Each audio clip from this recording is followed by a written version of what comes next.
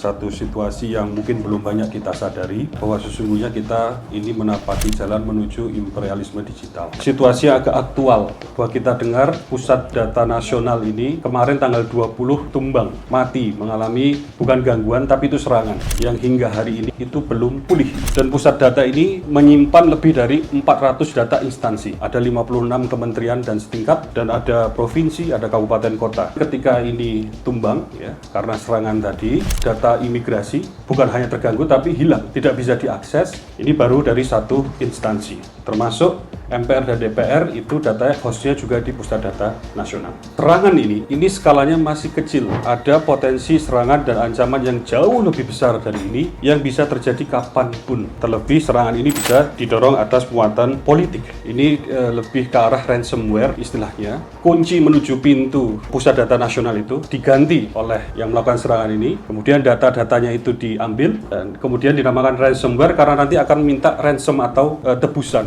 Nah, dari sisi pemerintah dan juga DPR, ya ini kita perlu membangun infrastruktur digital secara mandiri. Jadi kita harus punya infrastruktur digital yang utuh di bawah kendali kita, sehingga kita punya kedaulatan data, tidak diambil oleh asing. Kemudian untuk itu perlu political will, ya, untuk membuat satu regulasi besar dalam bentuk undang-undang yang saat ini tadi masih terpisah-pisah. Jadi ini bisa didorong oleh pemerintah dan DPR.